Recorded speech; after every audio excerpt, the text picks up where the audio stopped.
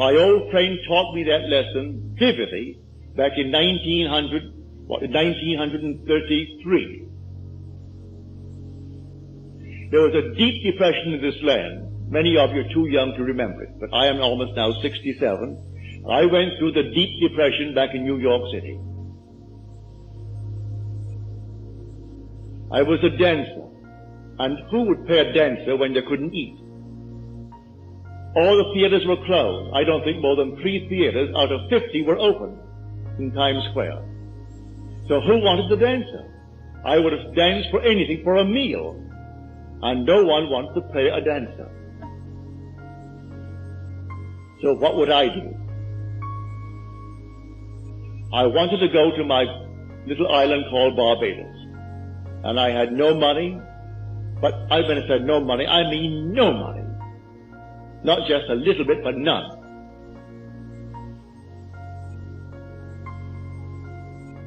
I said to my friend Abdullah, Ab, I would love to go to Barbados. He said to me, you are in Barbados. I said, I am in Barbados? He said, yes, you are now in Barbados. I didn't quite understand what he was telling me. I learned it afterwards. He was telling me that if I want something, I must now, at that moment that I want it, assume that I have it. I want to go to Barbados, I am in Barbados. So this night when I sleep in Barbados.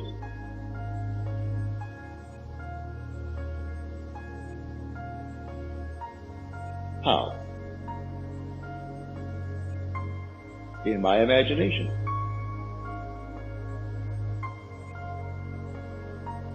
And how do I know I'm there? Think of New York City, where physically I'm sleeping, and see it to my north, 2,000 miles, northwest of where I am in Barbados. Well, the months went by, and I didn't see any evidence. I said to him, you know, Ab, if I don't make the next boat out, well, no planes were flying, no commercial planes were flying in those days, I can't go to Barbados. He said to me, who said you are going to Barbados? You are in Barbados. We can't discuss how you're going to Barbados when you are already in Barbados.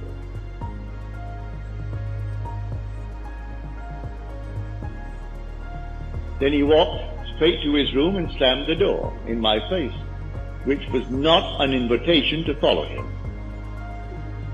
If you knew him, that's how he taught me.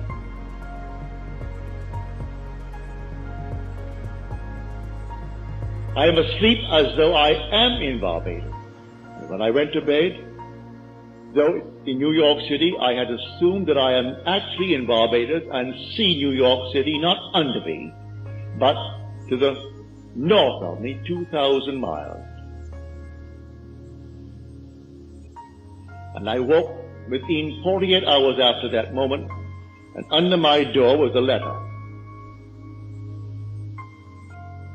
from my brother Victor.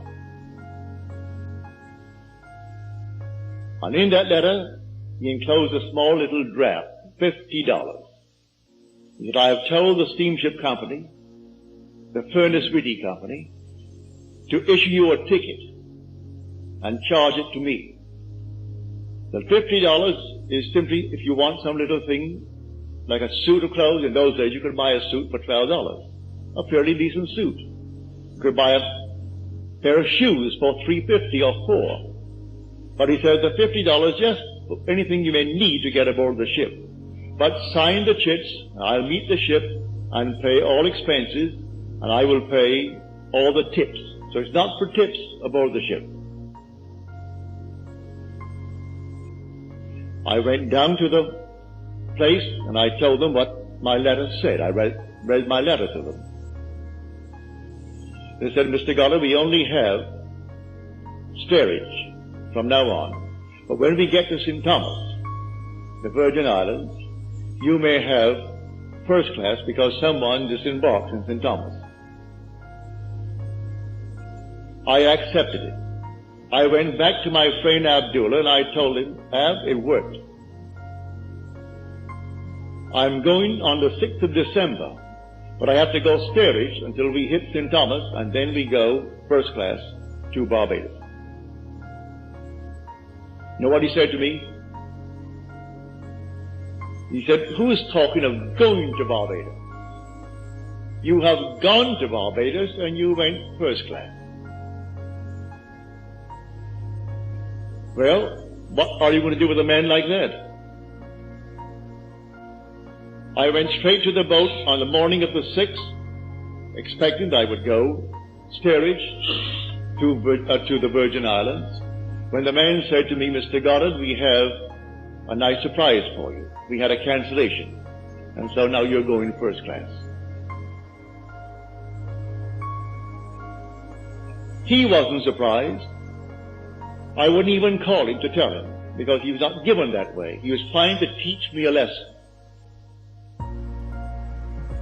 You believe in God, believe in me also. But the one speaking is God. It's the God in you, your own wonderful human imagination. If you say, I believe in God, everyone here believes in God, but do you believe in your own wonderful human imagination as God?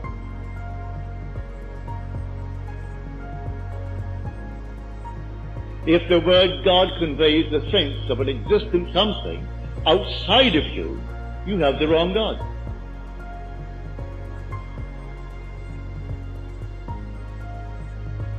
Because you are the temple of the living God, and the Spirit of God dwells in you. Well, if he is in me, find out who he is and where he is. Well, I have found him to be my own wonderful human imagination. That's the God in me. It's the God in you. And may I tell you, he cannot fail. He will not fail.